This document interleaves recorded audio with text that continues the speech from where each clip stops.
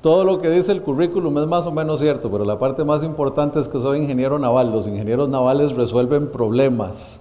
Y en realidad de lo que se trata todo esto es de resolver un problema, y yo espero convencerlos que esta herramienta que les estamos presentando hoy es útil para entender la naturaleza y sobre todo para tener información específica sobre el problema del progreso social.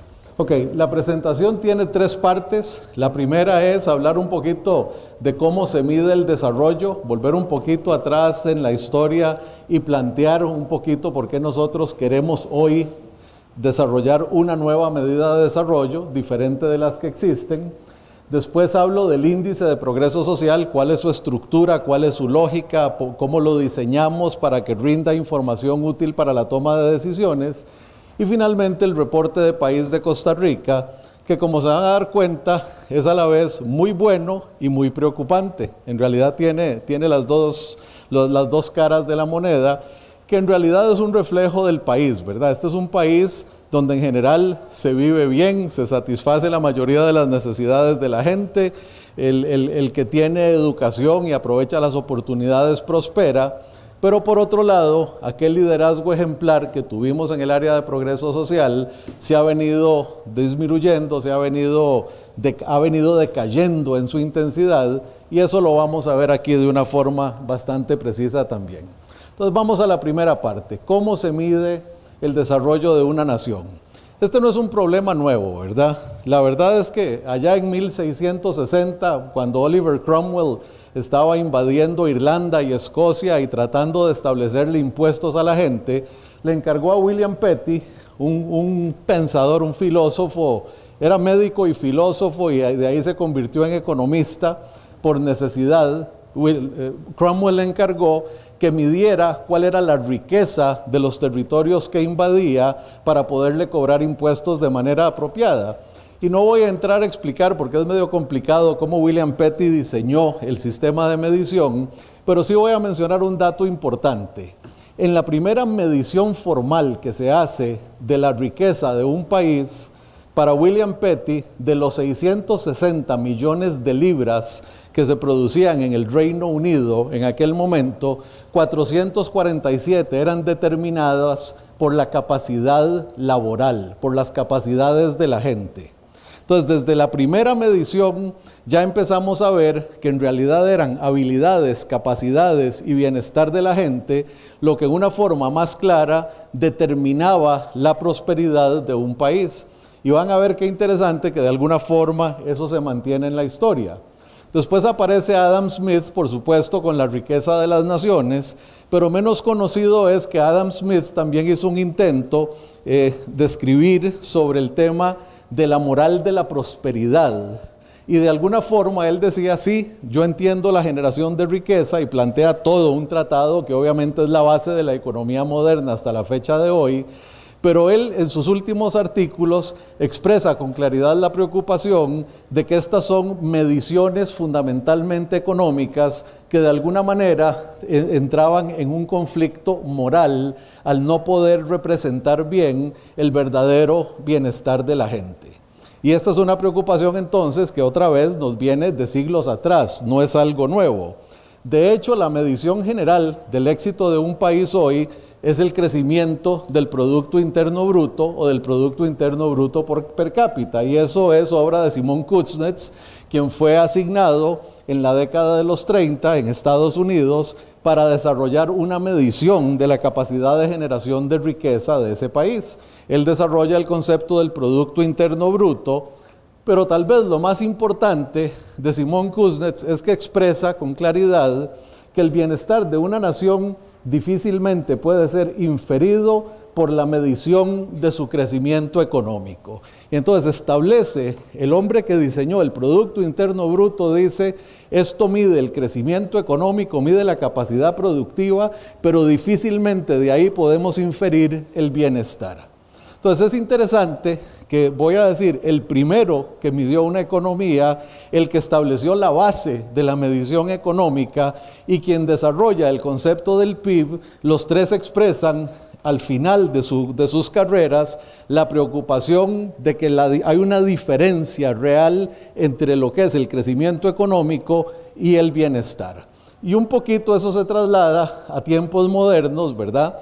Y hace más o menos 4 años, Joseph Stiglitz, Amartya Sen y Jean-Paul Fitoussi escribieron primero un artículo y después un libro que se llama Mismeasuring Our Lives, Malmidiendo Nuestras Vidas. Y en este libro, entre otras cosas, dicen, ¿verdad?, lo que en una sociedad cada vez más orientada a la medición del desempeño, tener las métricas correctas importa mucho. Porque si tenemos las métricas equivocadas, vamos a estar tomando malas decisiones, ¿verdad? Y eso está claro. Y claramente el libro entero, el subtítulo del libro es que el PIB no puede ser la medida única del desempeño de una nación.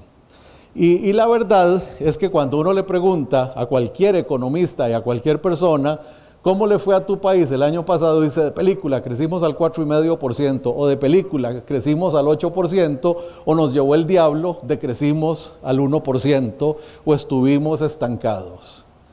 Inmediatamente vamos a la referencia del Producto Interno Bruto para decir cómo nos fue, sin que importe aparentemente si ese crecimiento económico o ese decrecimiento mejoraron o empeoraron el bienestar de las personas.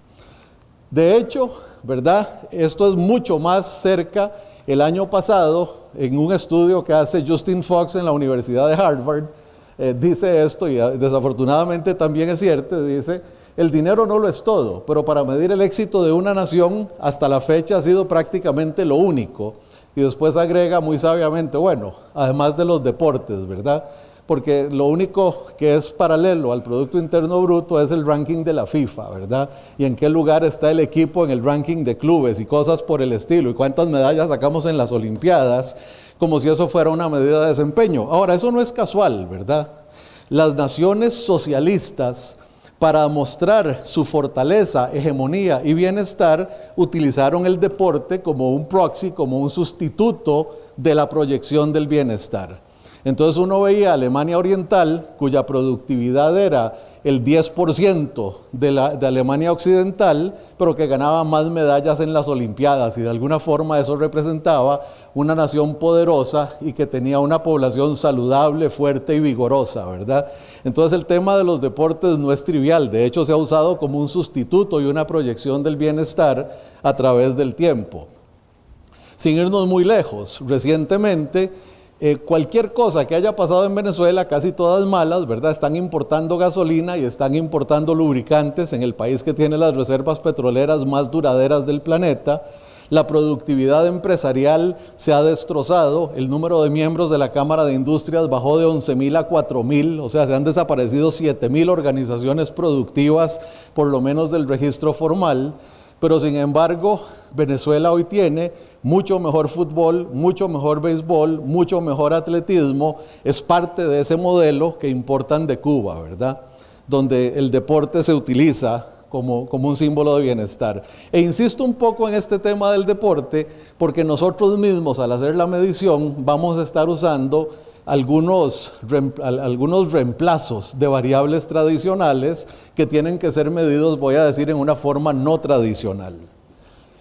Esta frase es sorprendente, y perdón que es un poco larga, pero es una frase de Robert Kennedy en 1968, la traducción es mía, la frase estaba en inglés obviamente, y lo que dice es: nuestro PIB cuenta lo que contamina nuestro aire, los productos que afectan nuestra salud y las ambulancias que transportan los heridos causados por la violencia en nuestras carreteras y ciudades. Cuenta las cerraduras de seguridad con que nos protegemos y la construcción de las cárceles en que encerramos a quienes las rompen. Cuenta la destrucción de nuestros bosques y la pérdida de nuestra naturaleza en medio del caos ambiental que vivimos. Sin embargo, el PIB no cuenta la salud de nuestros hijos, la calidad de su educación y la felicidad de sus juegos. Y ahí está siendo la protesta directa de que el bienestar debe ser medido de otra forma. Hubiera sido muy interesante si Robert Kennedy hubiera llegado a la presidencia y se hubiera quedado ahí 8 años, a ver si hubiera actuado sobre esto o si nada más era esa habilidad que tenía para dar discursos fabulosos. Pero en todo caso, esta frase es de lo más representativo, porque hoy que hablamos de bienestar y de la medición del bienestar, estamos utilizando cosas como el índice de felicidad, en el cual Costa Rica, por cierto, se ha posicionado bastante bien. Hemos salido de primeros 2 veces y de terceros 1 vez. Somos un país sumamente feliz, aparentemente, con todo lo que eso pueda implicar. Y la verdad es que cuando medimos el desarrollo humano, bueno, lo vamos a ver, nos hemos deteriorado, pero en algún momento Costa Rica tuvo niveles de desarrollo humano muy interesantes, con una medición que era muy incompleta, vamos a hablar de ella. Pero lo cierto es que el hecho de que crezcamos en términos económicos no necesariamente significa que estamos creando bienestar, felicidad, o a través de la calidad de la educación, un instrumento real de movilidad social, ¿verdad? Ok, entonces partimos de la premisa que se requieren nuevas mediciones. El PIB es importante, y ojo, esto es bien importante, yo no estoy descalificando el PIB, estoy diciendo el PIB es una medida incompleta e insuficiente por sí sola. Es importante medir el crecimiento de la productividad de un país, cómo los factores patrimoniales, los factores laborales, los factores tecnológicos se unen para crear riqueza. Pero no es suficiente, ¿verdad? Hay ejemplos en nuestro medio, por ejemplo en Ecuador, en el año que se hizo la dolarización, el país creció económicamente. Y ese crecimiento después se demostró que era que el 9% más rico que se había preparado para el cambio de moneda se había enriquecido muchísimo. Que había otro 20% que había salido más o menos tablas, pero había prácticamente un 70% cuya riqueza y cuyo bienestar se había disminuido. Entonces hay que tener mucho cuidado porque el Producto Interno Bruto y el crecimiento del Producto Interno Bruto per cápita son medidas promedio de tendencia central que ocultan la información de lo que de verdad ocurre en la distribución. Entonces necesitamos nuevas medidas que sean capaces de complementar el crecimiento económico, la competitividad y el mismo índice de desarrollo humano. ¿Por qué el índice de desarrollo humano? Una razón muy sencilla. Este eje que está aquí tiene el número de componentes por medio de los cuales se mide algún índice, ya los voy a mencionar, y este eje es el porcentaje de variables ambientales y sociales que tiene ese índice. Por ejemplo, y el tamaño de la bola representa el número total de indicadores que se utilizan para la medición. Entonces, por ejemplo, el índice de competitividad del Foro Económico Mundial tiene muchísimas variables, de hecho 111 variables que entran en el modelo, tiene un total de 12 pilares, 12 componentes que utiliza, pero apenas un 15% de variables de orden social. Entonces el índice de competitividad aparentemente mide bastante bien la competitividad micro y macroeconómica de un país. Como tiene 112 componentes, da muchas oportunidades de actuar para cambiar la situación competitiva del país, pero por otro lado, desde el punto de vista social y ambiental, hace una medición sumamente incompleta. Este es el índice de desarrollo humano de las Naciones Unidas. Ese índice literalmente se mide por 3 factores. El PIB per cápita representa un 70% del índice de desarrollo humano. Y lo que ahí está supuesto es que si el PIB per cápita es alto, el consumo per cápita es alto y el consumo per cápita es igual a bienestar. Y en general eso es cierto, claramente hay una correlación positiva y fuerte entre el ingreso y el consumo. Y los otros 2 componentes del índice de desarrollo humano son la educación, con 2 subíndices, la escolaridad promedio de la población del país y la escolaridad esperada de la generación escolar actual. Y por último usan longevidad en sustitución de todos los índices de salud, de todas las variables de salud. Entonces el índice de desarrollo humano es productividad y consumo representados por el PIB per cápita, movilidad social representado por la escolaridad y longevidad o salud representado por la longevidad. ¿Es un buen índice? Sí, de hecho van a ver que la correlación entre nuestro índice y el índice de desarrollo humano es muy alta. El problema es que si yo soy un formulador de políticas, ¿Qué hago cuando el 70% del índice está determinado por el ingreso per cápita? Me concentro en hacer crecer el ingreso per cápita y me olvido otra vez de las variables que realmente representan el bienestar a que hacía alusión Kennedy. Entonces nosotros diseñamos un índice que se vino a posicionar aquí arriba. Tenemos 12 componentes, ¿verdad? Total de 12 componentes. Y el 100% de nuestras variables son de orden social y ambiental. Nosotros no estamos ni descalificando el PIB ni descalificando el índice de desarrollo humano.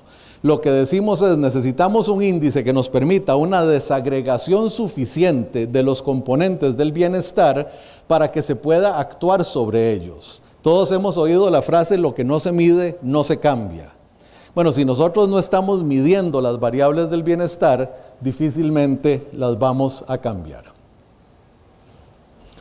Entonces, esa es la primera parte.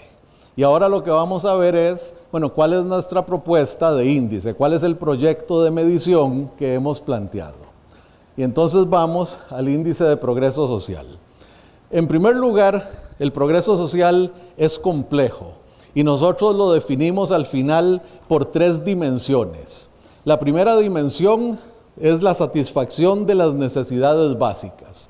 Cosas como la nutrición, el techo, la seguridad, las cosas esenciales para que una persona subsista, para que una persona tenga acceso a agua potable, tenga acceso a buena nutrición, tenga vacunación básica, tenga un techo básico. En otras palabras, la satisfacción de necesidades básicas. En segundo lugar, que existan los instrumentos, las políticas que promuevan y permitan una movilidad social, que le permitan a una persona y a una comunidad mejorar su calidad de vida. Y en tercer lugar, una persona que ya satisfizo sus necesidades básicas, que ya aplicó instrumentos que le permiten mejorar su calidad de vida, pues que encuentre las condiciones para desarrollar su plena capacidad. Entonces el bienestar empieza satisfaciendo necesidades básicas, pasa por movilidad social y en última instancia por la capacidad del individuo para alcanzar su pleno potencial. Y lo que está supuesto aquí entonces es que de alguna forma este índice, esta progresión social de necesidades a movilidad, a potencial, representa no solo bienestar, sino también en el fondo felicidad, ¿verdad? Una persona que llena, que desarrolla su pleno potencial está satisfecha a la vez, ¿verdad? Y aunque nosotros no medimos felicidad, la correlación con el índice de felicidad es bastante alta también. Entonces tenemos 3 pilares: necesidades básicas con nutrición y salud básica, aire, agua y saneamiento, manejo de aguas hervidas, variables de vivienda y variables de seguridad personal. Las bases de la movilidad con el acceso a educación básica, acceso a información y comunicaciones. Esa variable la discutimos muchísimo, pero la forma de exclusión más grave que hay hoy en la sociedad es no contar con acceso a la información. Entre comillas, el IMAS y el FODESAF y la institucionalidad de Costa Rica tiene 22 instituciones y 44 programas. Pero si ustedes están en el fondo de Zixaola, en Talamanca o en Paquera, ni siquiera tienen la información para participar de eso. Entonces la exclusión de información es grave. Salud y bienestar, que ya no es la salud básica, lo que sería vacunación, sino acceso a tratamiento, otros temas que vamos a ver en detalle. Y por supuesto empiezan a entrar las variables que hoy llamamos bienestar, en inglés wellness, ¿verdad? Que es no solo salud, sino una salud que es optativa y que representa una calidad de vida. Entonces van a ver ahí variables como la obesidad, que por cierto es una en las que Costa Rica está excedido. Yo traje una muestra por si acaso. Y después sostenibilidad de los ecosistemas, que lo que significa fundamentalmente es que el ambiente natural propicia la sostenibilidad de una vida sana, de una vida próspera. Y por último, en oportunidad. Una persona que tiene acceso a ejercer sus derechos individuales, que tiene acceso a educación superior para desarrollar un nivel de productividad mucho más alto, libertad personal y de escoger un estilo de vida, Y por supuesto, equidad e inclusión, aquello que nos da cohesión social. Y ahí vamos a ver otra vez que la cohesión social, que tiende a verse como una abstracción, no lo es. En realidad, hoy en día hay esfuerzos muy interesantes de medición de la cohesión social.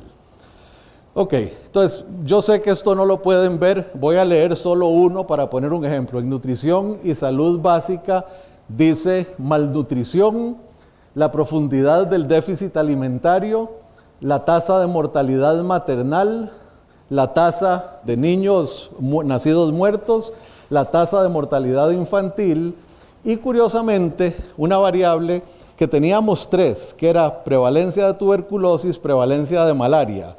El problema es que, y esto es importante que lo sepan, originalmente teníamos 78 variables, al final terminamos con 52 porque no encontramos fuentes de información actualizada y fidedigna para todos los países en todo lo que quisiéramos medir. Fundamentalmente esta primera dimensión trata de medir si el país tiene la capacidad de satisfacer las necesidades básicas de su población a través de 4 componentes y un total de 18 indicadores. La segunda dimensión, las bases de movilidad, trata de contestar la pregunta si existen la infraestructura e instrumentos para que las comunidades y las personas mejoren su calidad de vida. También con 4 componentes y 18 indicadores.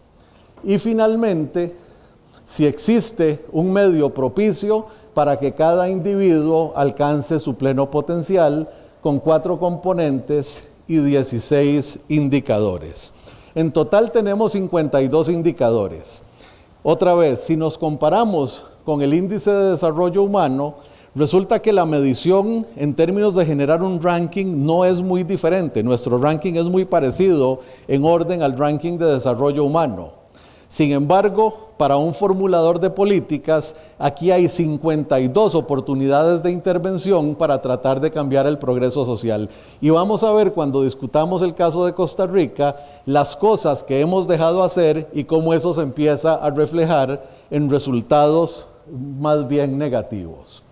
Ahora, este índice tiene otros principios de medición que es fundamental que ustedes conozcan. En primer lugar, solo tenemos indicadores de desempeño real o percibido. Y cuando decimos real o percibido, hay una buena parte de las variables de la última columna, de los 16 indicadores, que salen de la encuesta mundial de Sid Gallup. Principalmente las que tienen que ver con género y discriminación son por encuesta. Y aquí solo, por ejemplo, en las respuestas que tienen que ver con género, la respuesta es dada exclusivamente por mujeres, por una muestra bien estratificada, pero entonces está enfocado en el grupo afectado. No me preguntan a mí cómo le va a mi mujer, le preguntan a mi mujer cómo le va a ella, ¿verdad? Y en ese sentido, aquí hay algunas variables que no son objetivas, sino subjetivas, responden a una encuesta, pero tuvimos el cuidado de trabajar con Sid Gallup para estar seguros de que realmente la estratificación y la aplicación de la encuesta era apropiada. La otra cosa es que no hay un solo indicador económico. Nosotros no medimos el porcentaje del PIB que se invierte en educación, sino que medimos la tasa de graduación de primaria, la tasa de graduación de secundaria y el porcentaje de gente que entra y completa la universidad cuando estamos midiendo la educación. Porque no nos interesa medir el esfuerzo. Costa Rica dice que invertimos el 6%, aprobamos invertir el 8%, invertimos realmente el 5.4% en educación, El Salvador invierte el 4.3% y aumenta su escolaridad más rápidamente que nosotros. Entonces, para nosotros lo que es importante es la escolaridad, el cambio en la escolaridad, no si el país invirtió más o menos recursos. Porque en nuestro caso sabemos que una buena parte de los recursos va a satisfacer una burocracia, va a satisfacer una convención colectiva, va a una serie de cosas que, si bien es cierto, pueden ser importantes para sostener el sistema en la forma que está diseñado, no cambian el desempeño del sistema educativo, ni mejoran su calidad, ni mejoran su escolaridad. Entonces no hay ningún indicador económico, no hay coeficiente Gini y no hay nada correlacionado con porcentajes del PIB. No hay indicadores entonces de esfuerzo o intención, sino solo variables de desempeño final, variables de resultado. El índice se ha medido para 50 naciones que representan el 75% de la población mundial. Esto fue un asunto económico, la medición es carísima. Nosotros, para hacer esto muy objetivo y muy seguro, hicimos 2 contratos, uno con Sid Gallup, uno con The Economist Intelligence Unit. Les pedimos hacer la misma medición, usamos las variables más confiables, pero bueno, eso nos resultó carísimo. En 2014 vamos a hacer el índice para 100 países, ya tenemos el financiamiento, pero ni modo, este año solo tenemos 50 naciones, entonces el ranking no es lo representativo que quisiéramos. También es un modelo integral con muchos indicadores. Ahora, ojo una cosa, la razón por la que es importante no medir el esfuerzo, y aquí puse un ejemplo, esto dice, está la variable de salud y bienestar, el indicador de salud y bienestar, y esto lo correlacionamos, solo como ejemplo, con la variable del porcentaje del PIB que se gasta en salud en algunos países en que teníamos el dato fidedigno. Y solo para poner la muestra de por qué no hay que medir esfuerzo, resulta que el gasto total público y privado en salud en Estados Unidos representa prácticamente el 16% del Producto Interno Bruto de ese país. Increíble, ¿no? Y sin embargo, países como el Reino Unido, Australia y Suiza, invirtiendo entre el 8% y el 10% o más o menos del PIB, tienen un desempeño mucho más alto en salud y bienestar. Entonces, esto es para decir, medir el esfuerzo no vale la pena. Hay que medir el desempeño real. Y por supuesto, la otra cosa que tengo que mencionar es que este es un modelo beta, es un prototipo en el sentido de que seguimos trabajando para mejorarlo. El año que viene queremos tener 100 países y 72 variables, y entonces estamos trabajando con institutos de investigación para que hagan las mediciones que no existían el año pasado en todos los países de la muestra. Entonces esta es una primera versión muy útil, pero es un índice que va a mejorar. Y esto no es atípico, ¿verdad? Ahora nosotros hablamos del índice de competitividad del Foro Económico Mundial y decimos, salimos de número tal, 110 en infraestructura, qué barbaridad, y nos ofendemos y todo, y lo tomamos como un dato objetivo. Y la verdad es que nosotros queremos llegar a ese punto. Ahora, para llegar al punto en que está el índice de competitividad, ellos lo publicaron del 79 al 96 para 30 países. Y esos 30 países eran los países europeos, los países grandes, China e India, más Japón, Estados Unidos, Canadá y Australia, básicamente. Esos eran los 30 países. Cuando vinieron a Centroamérica en el famoso proyecto de Porter y Sachs, nosotros metimos a las 6 naciones centroamericanas. Entonces se vieron obligados moralmente a meter algunos países de Sudamérica y algunos países africanos y llevaron el índice a 42 y después a 54 y después a 74, ahora van por 144 países y siguen creciendo. Entonces lo que quiero decir es que esto no es atípico en el desarrollo de un índice, aun si se llega a tener gran confianza en él.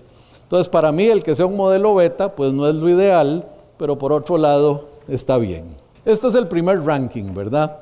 Y cuando les confieso que como yo soy uno de los autores de esto, cuando Costa Rica salió en el lugar número 12, yo dije, qué tirada, ¿verdad?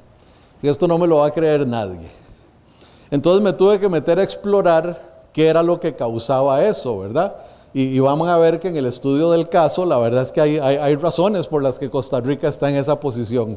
Pero es muy impresionante. Nuestro ingreso per cápita nominal hoy es de $9,000. Ajustado, el ingreso ajustado nos lleva a $12,100 en esta medición. Y los países que tenemos al lado son Polonia con $21,000 y Corea del Sur con $31,000. O sea, nuestro desempeño en progreso social está al lado de países que tienen ingresos per cápita ajustados de entre $20,000 y $30,000. Es verdaderamente alto. No sorprende que Suecia sea el primero, sí sorprende un poco que Reino Unido sea el segundo, Y precisamente trabajando para explicar el Reino Unido con Michael Green, uno de nuestros economistas, es que empecé a encontrar la explicación de Costa Rica, que después vamos a compartir. Obviamente Suiza, Canadá, Alemania no sorprenden ahí arriba, ¿verdad? Y el resto yo diría que es un ranking más o menos en el orden que uno esperaría. De hecho es muy parecido al índice de desarrollo humano. Algunas sorpresas, que México caiga tan abajo, pero el peso, por ejemplo, de las variables de seguridad hoy le hace muchísimo daño a la clasificación de México. Y después, en el fondo, los países que están en rojo, pues tampoco sorprenden. Son países del sur de Asia y naciones africanas, más o menos en el orden que uno esperaría, aunque ahora vamos a ver un gráfico que realmente muestra que eso se hubiera podido cambiar relativamente fácil. Esas son las naciones latinoamericanas, ¿verdad?, que están... Y eso hace que seamos el primero de América Latina, y aquí entre comillas porque por fortuna no medimos Uruguay. Cuando hicimos el análisis después de las variables de Uruguay, Uruguay nos hubiera superado. Pero como no está medido formalmente, no aparece ahí. Entonces seríamos segundos después de Uruguay en América Latina si Uruguay estuviera en la muestra. Pero aún así es un buen desempeño. Por otro lado, hoy en el mundo se miden variables para un total de 204 países, así que esto es como un 25%, así que ajustando por las correcciones, posiblemente entre los 204 países nosotros somos como el número 40 en el mundo. Y van a ver que eso es mucho más alto que lo que obtenemos en el índice de desarrollo humano, y va a ser interesante explicar por qué, ¿verdad? Y obviamente los países que aparecen aquí al fondo, pues no solo no sorprenden porque son países de ingreso muy bajo, de consumo muy bajo, de muy baja infraestructura, y eso se refleja en todo esto. Ahora, esta curva es muy interesante, ¿verdad? Esto lo que está graficando es el score en nuestro índice de progreso social contra el ingreso per cápita. Y esta es la curva que nos genera, ¿verdad? Y vean qué interesante, ¿verdad? En primer lugar, bueno, obviamente la curva pasa, ¿verdad? Voy a decir marcando, aquí esta curva estaría más alta si no fuera porque Emiratos Árabes Unidos, a pesar de su altísimo ingreso per cápita, tiene un progreso social bastante bajo, sobre todo en la parte de oportunidad, ¿verdad? Se caen mucho sus valores. Pero vean qué interesante, esto es Costa Rica, y si ustedes analizan todos los puntos, solo Filipinas compite con nosotros por ser el país que aparentemente ha sido históricamente más eficiente en convertir ingreso en bienestar. Y eso sí es una bocanada, ¿verdad? Decir que un país es el más eficiente en convertir ingreso en bienestar, pues no solo es arriesgado, sino que es de una gran satisfacción, ¿verdad? Debieran estar pegando brincos en la tumba todos los políticos del siglo XX que de alguna forma lograron eso. Y de verdad, solo Filipinas tiene una posición que es más o menos del mismo tamaño que la nuestra. El país más eficiente en convertir ingreso en bienestar, de acuerdo a este índice de progreso social, son Costa Rica y Filipinas, más o menos en la misma magnitud. Ahora, el país menos eficiente en convertir ingreso en bienestar es Rusia, es el que está más lejos de la curva de proyección. Y fundamentalmente lo que estaríamos diciendo ahí, y vean que es inclusive una distancia bastante mayor que la de Costa Rica, es que los rusos no han convertido el crecimiento de su ingreso per cápita en bienestar, sino que hay una masiva concentración de la riqueza en pocas manos. Es interesante también, si vemos todos estos puntos que son Costa Rica, Brasil, Colombia, Perú, Túnez, China y Sudáfrica, que dentro de un rango de ingreso relativamente estrecho hay muchísimos niveles de desempeño, ¿verdad? Y desde el punto de vista académico eso es fascinante, tratar de explicar las diferencias. De hecho, una de las cosas que nuestro programa hace, el Social Progress Imperative, financia investigaciones para explicar los porqués de estas variaciones. Y eso lo estamos haciendo en varios cuadros, ¿verdad? En ese que les acabo de mostrar, digamos, de países de ingreso medio alto, pero lo estamos haciendo principalmente acá. Vean Nigeria y Ghana. Nigeria es un país petrolero con un ingreso per cápita que es más del doble que el ingreso per cápita de Ghana. Y sin embargo, el bienestar, el progreso social de Ghana es mucho más alto, ¿verdad? Eso ciertamente hay que explorarlo. La otra cosa que esto muestra es que en la parte baja de la curva, sin aumentar el ingreso de manera significativa, con solo unas cuantas políticas inteligentes, aparentemente es posible mejorar muchísimo el progreso social. Y eso sí es importante, porque los países que están ahí al fondo, aquellos que estaban en el cuadro rojo, son los países que realmente sufren, donde hay gente que sufre profundamente el malestar de su pobreza. Y vamos a ver con las investigaciones cuáles son las 3 o 4 políticas que nos permiten agarrar esta cola y subirla por lo menos al nivel de la curva, al nivel de progreso social, que es equivalente a su nivel de desarrollo económico. Y después hay otra cosa interesante, y es que con excepción de Emiratos Árabes Unidos y tal vez Israel, que está aquí un poquito bajo también, pero aparentemente más o menos de $30,000 de ingreso per cápita hacia arriba, ya no hay grandes variaciones en progreso social, ¿verdad? Entonces, una forma de decirlo, si uno quiere ver Suecia, que es el que tiene el progreso social más alto, o Suiza, que es el que tiene el ingreso per cápita más alto, inclusive comparado con Estados Unidos, el Reino Unido, Alemania, Australia, Canadá, Japón, Francia, ¿verdad? Corea del Sur incluso, que estaba ahí a la par nuestra, de alguna forma, llegar a 30,000 parece ser algo así como un threshold, como una grada final donde uno alcanza el progreso social, donde ya la variación hacia el futuro va a ser relativamente poca. Y entonces se tiene que concentrar uno más bien en la variable de bienestar, de wellness, recreación, actividades para la población mayor, etcétera, ¿no? Y esos son hallazgos interesantes. No se preocupen por esto, ahí yo no pretendo que nadie lea nada. Esto es nada más para mostrar 2 cosas. En primer lugar, la distribución de colores. Esto es igual verde, amarillo y rojo, ¿verdad? Y obviamente hay una cantidad importantísima de rojo en los países más pobres, ¿verdad? Y en los países más retrasados, y muchísimo verde en los países más ricos. Pero es interesante que en la franja de en medio hay una gran variación de colores. Y entonces ahí debiera haber muchísimas políticas, muchísimas cosas que han funcionado en diversas naciones que debieran ser trasladables de unas a otras. Y esta variable que aparece completamente invertida, este componente de los 12, ¿verdad? Que está compuesto por 4 indicadores, es la sostenibilidad, la ecoeficiencia y la sostenibilidad ambiental. Obviamente estos países no es que sean muy ecoeficientes, es que tienen consumo per cápita muy bajo por su pobreza. Lo que sí es cierto es que aquí hay algunos países bastante eficientes y otros que son muy ineficientes en los altos niveles de ingreso. Entonces aquí también hay muchísimo que aprender en cómo desarrollarse. Entre comillas, aparentemente Suiza y Suecia tienen modelos de sostenibilidad y Canadá mucho más avanzados que Estados Unidos y Alemania, por poner un ejemplo. Entonces ahí hay otras cosas que es importante explorar.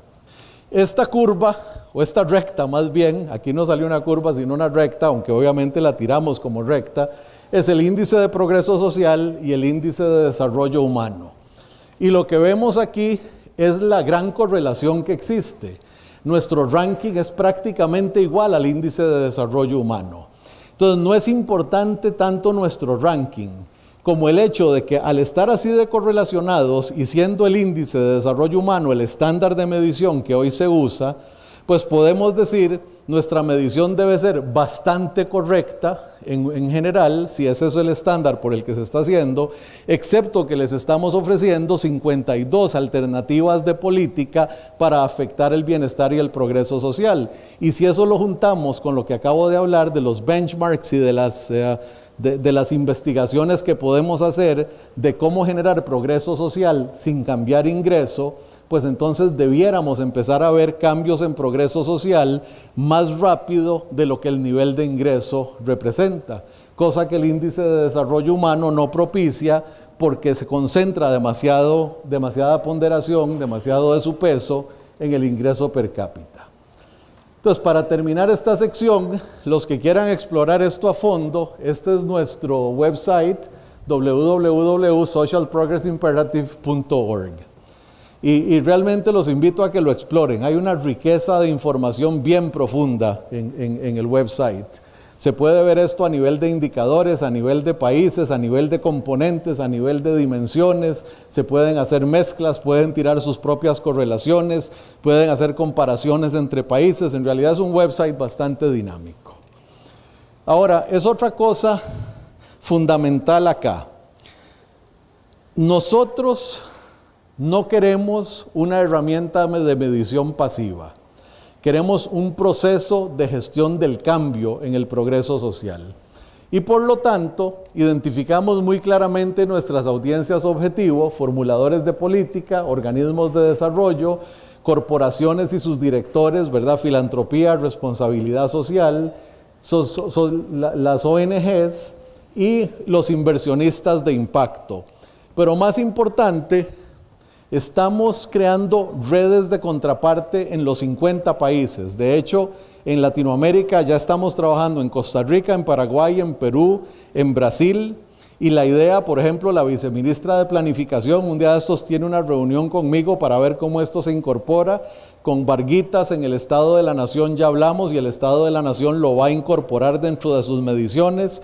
La idea es crear una dinámica para que esto se convierta en una herramienta activa, como hicimos en el pasado con el índice de competitividad económica. Entre el 96 y el 99, el Centro de Competitividad de INCAE lo promovió, desde entonces lo hemos medido, lo hemos divulgado, lo hemos entregado, lo hemos presentado, lo convertimos en una herramienta que utilizan CINDE, Procomer, las cámaras de industrias, las cámaras de comercio, las empresas competitivas para su planificación y su análisis de competitividad. Bueno, queremos hacer exactamente lo mismo con este índice. Y para eso, la idea es tener organizaciones que nos ayuden a interpretar, contextualizar y difundir estos resultados, que nos ayuden a fortalecer las próximas versiones, haciéndonos ver necesidades, que nos ayuden a cabildear los cambios en el país y a proveer continuidad de esfuerzos. Esto no funciona de un año a otro. Para que veamos un cambio en progreso social vamos a necesitar trabajo de años. Y lo que queremos aquí es una alianza público-privada del Estado, de la sociedad civil, del sector productivo, igual que existe en competitividad, en progreso social, para que sigamos creciendo económicamente, pero que crezcamos aún más rápido en progreso social. Que volvamos a ser ese país que históricamente ha sido eficiente en convertir crecimiento económico en bienestar social. Entonces vamos al reporte de país de Costa Rica. El reporte de país, acá van a ver ustedes, tiene algunas dimensiones que vale la pena para mí resaltar. En primer lugar, ya dijimos que somos número 12 entre las 50 naciones de progreso social. Cuando nos comparamos con esas mismas 50 naciones, somos número 23 en ingreso per cápita. Eso ya nos empieza a mandar una señal positiva. Si nuestro progreso social está mucho mejor calificado que nuestro ingreso per cápita, pues significa que la economía ha logrado crear bienestar, eso que hemos venido diciendo. Ahora es interesante cuando vemos las dimensiones. La satisfacción de necesidades básicas, tenemos una clasificación de 19, en las bases de movilidad de 13 y en la generación de oportunidades para alcanzar el pleno potencial de 8. Entre comillas, lo contrario de lo que uno esperaría. Uno esperaría haber resuelto lo básico y estar complicado en lo más complejo. Pero fundamentalmente lo que eso significa, y que para mí es muy típico de la Costa Rica de los últimos 30 años, es que ha habido redistribución en favor de la clase media, inclusive de la clase pobre. Hay un estudio de Trejos y Alfaro de la Universidad Nacional, ya tiene sus añitos, pero su relevancia es innegable, que mostraba que cuando uno analizaba el despliegue de los programas sociales, solo el 11% de la inversión social le llegaba al 20% más pobre. Y el 68% de la inversión social le llegaba al segundo y tercer quintil, o sea, la población que estaba entre el 20 y el 60% más pobre. Y el otro 21% le llegaba al siguiente 20% y al 20% más rico no le llegaba nada de esos programas sociales, como es debido, porque debe haber redistribución de los ricos a los pobres. Pero aquí había, los ricos tenían 0, la clase media más alta tenía 21%, el 20%, 21%, o sea, dólar por dólar. El siguiente 40% tenía 68% y el 20% más pobre solo 11%. O sea, estábamos redistribuyendo de los pobres hacia la clase media con los programas sociales. Eso se ha mejorado desde que esa medición fue hecha.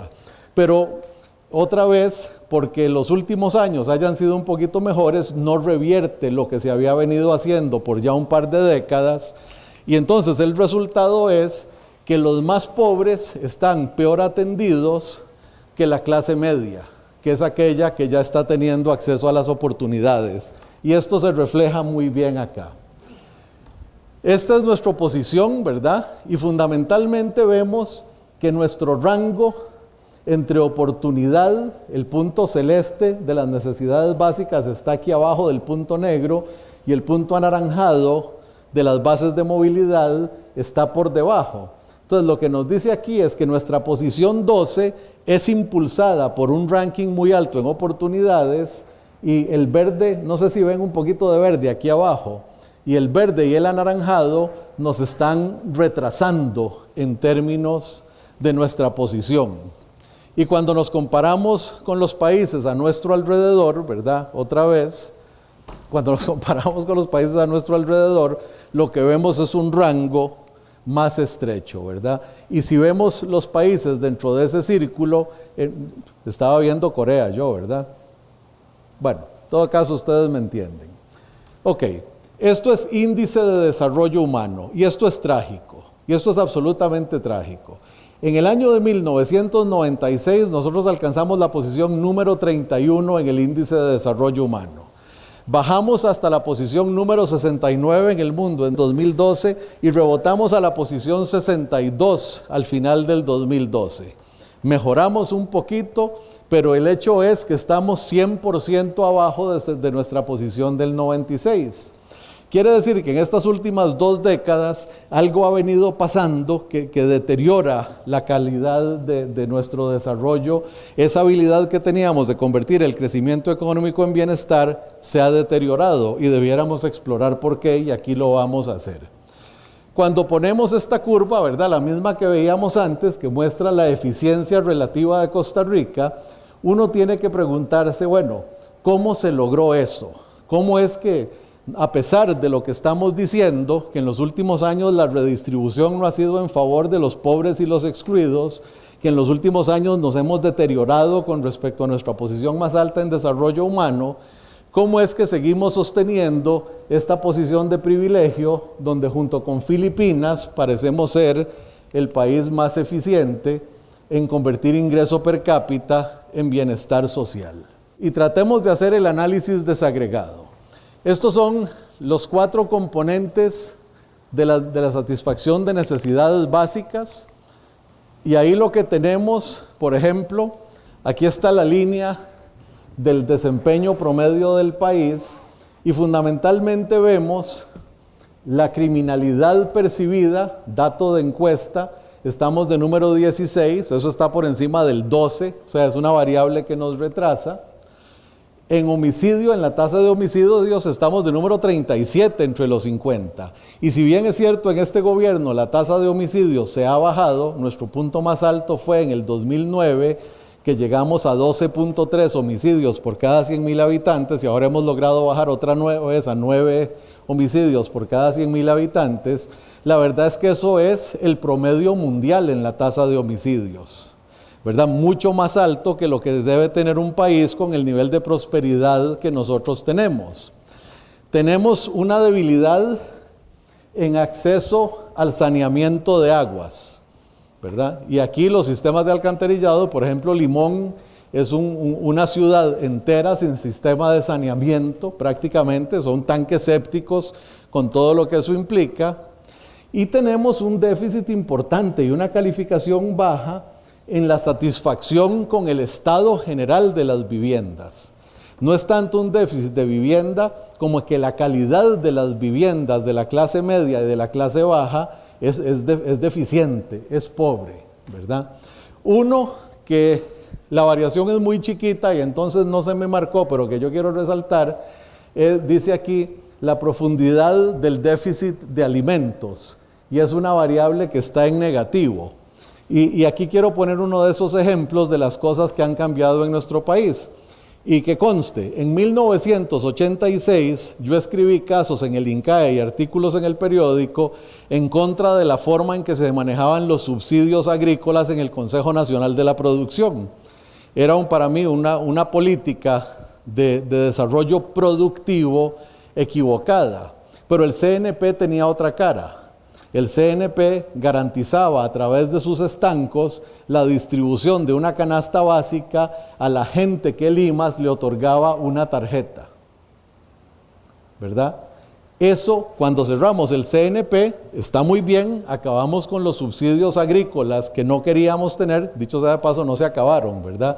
Nada más se los pasaron a la Corporación del Arroz y siguen los subsidios. Pero cerramos la institución que aseguraba que no hubiera un déficit alimentario. Entonces, ese déficit alimentario que está apenitas en negativo, posiblemente lo veamos crecer porque el instrumento que teníamos para acabarlo se acabó dentro de la estructura del Estado. Y yo no estoy diciendo que abramos el CNP, estoy diciendo que tenemos que crear otro mecanismo para que la gente que tiene menos acceso, pues pueda llegar a alimentarse y a nutrirse en una forma adecuada. De todas maneras, a pesar de nuestra relativa fortaleza, la razón por la que somos 19 es porque tenemos un pequeño déficit acá, tenemos un déficit un poquito más grande en la percepción de criminalidad, en la tasa de homicidios, en el tratamiento de aguas y en la satisfacción con el estado de las viviendas. Cuando vemos las bases de movilidad, ¿verdad? Siempre tenemos, aquí la calificación es un poquito más alta, 54,9, pero tenemos déficits más marcados. El déficit más marcado que tenemos es obesidad, o sea que comemos mucho y comemos mal. En segundo lugar, tenemos el retiro, la utilización de aguas. Nosotros somos famosos porque nos reímos de los venezolanos. Como los venezolanos tienen un montón de gasolina, la venden baratísima y la desperdician. Bueno, es exactamente lo que hacemos nosotros con el agua.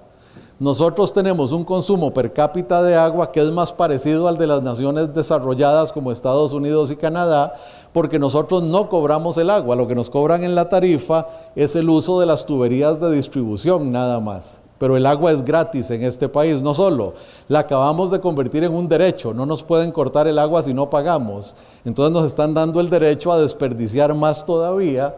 Entonces en el manejo del agua, en términos per cápita, tenemos una deficiencia importante, de la misma profundidad que el número de suscripciones en telefonía móvil. Esto se ha venido mejorando rápidamente con la competencia, pero para nuestro nivel de ingreso todavía tenemos mucho menos teléfonos per cápita de lo que tienen otras naciones similares. Y el que más nos debe preocupar, la tasa de participación en educación secundaria. Y van a ver que al final ese es nuestro déficit más importante, porque cuando lo descomponemos, realmente ese no se resuelve y ahí estamos de número 39 entre las 50 naciones. No solo estamos por encima de la posición 12, sino que estamos por encima de la posición 23. Estos déficits que estoy marcando, ¿verdad? 37, 34, 34 y 39, lo tenemos que comparar con el ranking de 12 en progreso social, donde uno esperaría que estuvieran todas nuestras variables, o como mínimo con el ranking de 23 en el ingreso per cápita, que es lo que uno se esperaría para una nación con nuestro nivel de ingreso. Pero en estas 4 variables estamos por debajo incluso de lo que nuestro nivel de ingreso indicaría. Y finalmente, tenemos acceso a red de cuidado, acceso a guarderías. como un déficit por encima de 12, no por encima de 23, ahí estamos mejor que lo que el nivel de ingreso dicta, por debajo de lo que el nivel de progreso social indicaría. Nuestra peor variable, número 45, ¿verdad?, en respeto mostrado a las mujeres, y ahí fundamentalmente lo que estamos diciendo es que la equidad de género, pese a los esfuerzos institucionales, todavía falla, y falla profundamente, es nuestra variable más débil de todas. Una posición de 20 por encima del 12 y muy cercana al ingreso en los derechos a la propiedad privada. Tenemos inseguridad en el manejo del registro. No es que las leyes estén mal, las leyes están bien redactadas, pero hemos perdido la seguridad jurídica en la propiedad. Y otra vez, el acceso a la educación superior, muy por encima de lo que el resto del progreso social pareciera indicar. De hecho, cuando sacamos todas las variables, fortalezas y debilidades, nuestras fortalezas son clarísimas. Somos, a pesar del problema del cuidado infantil, somos líderes en libertad personal y de escoger. Estamos de número 10 por encima del 12 en derechos individuales, de número 10 en equidad e inclusión por encima del 12, o sea, estas son fortalezas, de número 13 en salud y bienestar, prácticamente al nivel del progreso social y muy por encima de lo que nuestro nivel de desarrollo económico indicaría, bastante bien en nutrición y salud básica, a pesar de que en la tasa de mortalidad maternal y en la tasa de mortalidad prenatal y en la tasa de mortalidad infantil no estamos al nivel del progreso social, sí por encima de lo que el ingreso per cápita dictaría. Pero lo más preocupante es que cuando venimos a ver nuestras variables más débiles, tasa de matrícula secundaria 39, tasa de matrícula primaria 32, promedio de escolaridad femenina 33 y tasa de alfabetización 20. O sea, el país de la educación está rezagado con respecto a su progreso social y su nivel de ingreso en educación. Y eso es grave, porque ese es el instrumento fundamental de la movilidad y la prosperidad. En el trato respetuoso de las mujeres, ya no digamos, en obesidad, un problema que quienes saben de esto, el problema de la obesidad, aparte de lo que le puede hacer a la autoestima y todo ese cuento que es en lo que se preocupan los que somos un poquito más ricos y obesos, ¿verdad?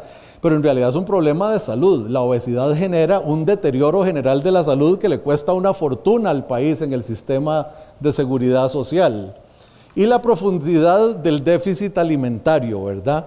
Un poquito sorprendente, pero sin embargo significativo. Dicho sea de paso, la diferencia entre el 27 y el 19 es porque hay un empate entre todas esas naciones. La posición en que aparece Costa Rica es 27. Técnicamente uno podría decir que es número 19 en esa variable porque está empatada con las demás. Entonces otra vez, cuando venimos a ver el caso de Costa Rica, ¿verdad? Un país muy cerrado, sus tres variables están muy cerca del promedio, pero cuando hacemos la desagregación por indicadores, nos da una variedad y nos indica con mucha claridad dónde debemos estar preocupados. Educación, mujeres, obesidad, profundidad del déficit alimentario. Y si lo desagregamos un poquito más, ¿verdad? Yéndonos un paso hacia atrás, le agregamos la red de cuidado, le agregamos los derechos de propiedad, le agregamos la educación superior, y la verdad es que si uno ve las prioridades de este gobierno, educación, red de cuidado, en realidad no se hizo un mal diagnóstico al inicio del gobierno, se estaban tratando de atender los problemas que eran, ¿verdad? No hemos sido muy eficaces en hacerlo en general, pero aparentemente el índice hace una buena identificación de cuáles son las variables problemáticas. Ahora, ¿qué explica la parte buena? ¿Por qué es Costa Rica número 12 en progreso social? ¿Verdad? A pesar de que la conferencia suena crítica, no podemos perder de vista que todavía en la foto de este año, junto con Filipinas, somos el país más eficiente históricamente, ¿verdad? En la acumulación histórica, en convertir nuestro ingreso en bienestar. Y pónganse a pensar, ¿verdad? Independientemente del deterioro en educación, hay que irse hasta 1870 o hasta 1881 en términos de implementación efectiva para encontrar la educación primaria obligatoria y gratuita. Esto tiene siglo y medio, ¿verdad?, de estarse dando, y eso es importantísimo en la acumulación. El Patronato Nacional de la Infancia, ¿verdad?, una organización para la protección de la infancia desvalida, decía en su documento original, 1929. El segundo institución equivalente al Patronato Nacional de Infancia en Latinoamérica es de la década del 60, literalmente décadas después.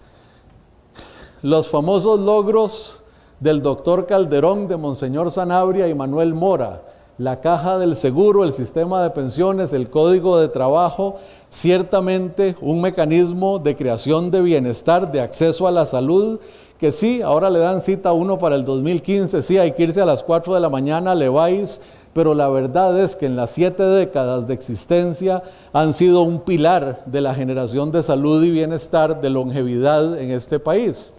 El ICE, que francamente hoy yo, y me imagino que muchos otros, criticamos en muchas dimensiones, el ICE de don Jorge Manuel Dengo en la década de los 50 fue para electrificación con fines productivos y sociales.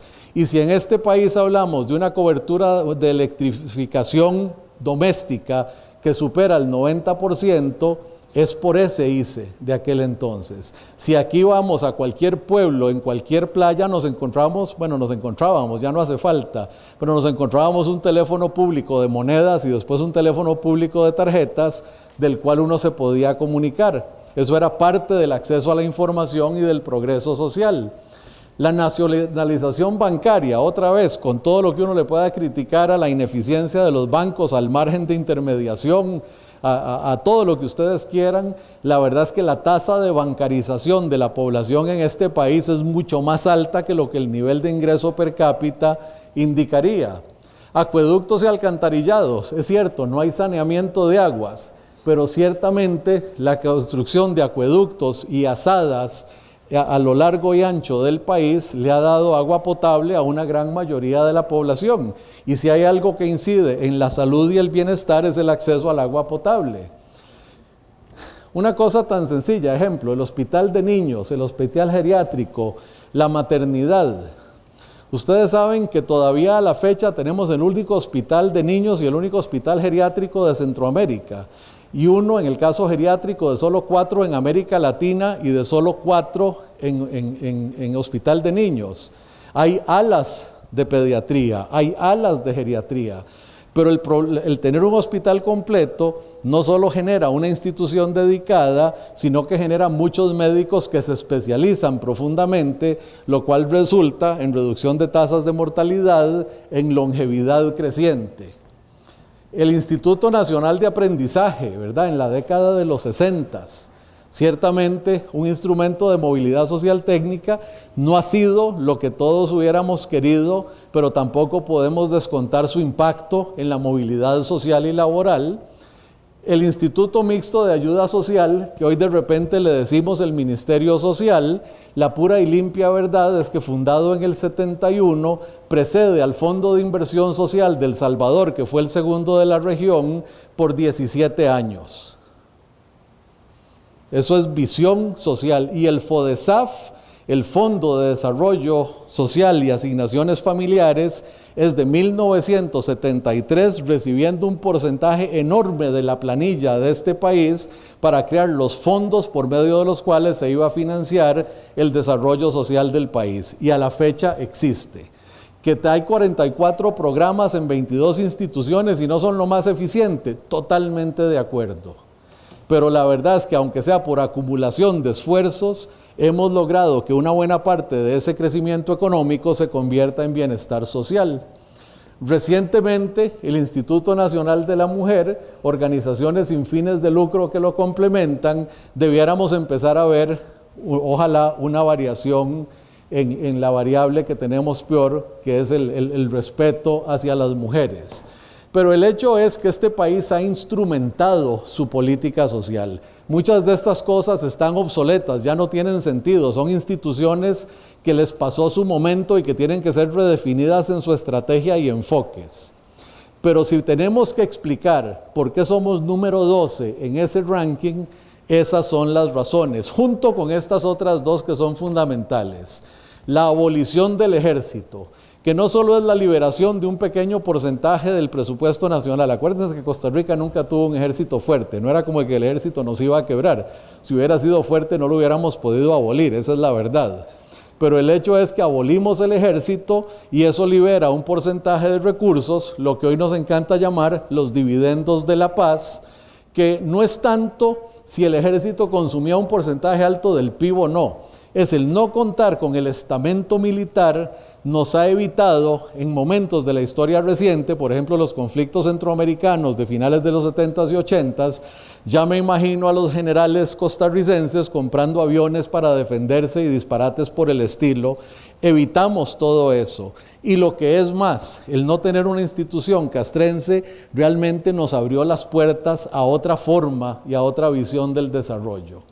Y finalmente, y para mí lo más importante, cuando uno sale de San José, ¿verdad? Y uno agarra, qué sé yo, la carretera Bernardo Soto, y uno pasa a Grecia y sube a Grecia y ve aquel cantón, el más limpio del país, con una prosperidad increíble, y después sale y se mete en Palmares y pasa por Naranjo y llega a San Ramón y se mete por la carretera atrás y sube a Zarcero y llega a Ciudad Quesada, para poner una ruta linda. Si uno se pone a analizar las casitas de la clase media rural de este país y lo que significó en su desarrollo el movimiento cooperativo, no hay duda alguna. No sé cuál es la cifra hoy, pero cuando el INCAE tuvo su programa de cooperativas a principios de los 90s, el 11% de los costarricenses pertenecían o habían pertenecido a una cooperativa. Y eso se había convertido en un instrumento fundamental de la distribución de la riqueza y el bienestar. Y lo que es más,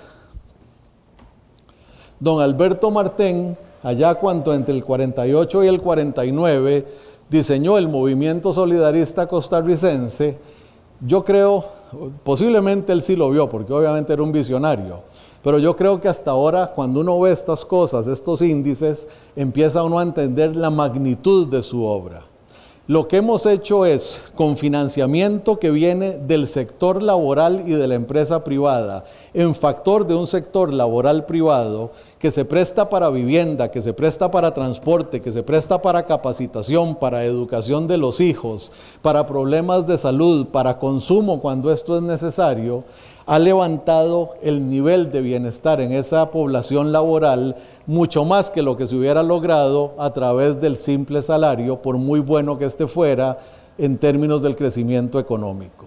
Entonces, la instrumentación del cooperativismo y el solidarismo han sido dos pilares fundamentales del progreso social de este país por los últimos 60 años.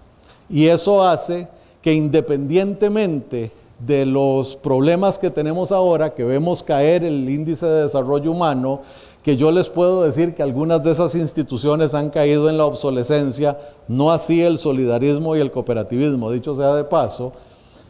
La verdad es que después de hacer todo este análisis, yo puedo decir con confianza que sí, que efectivamente Costa Rica fue muy eficiente en el siglo XX, sobre todo en la segunda mitad del siglo XX, en convertir su prosperidad económica en progreso social.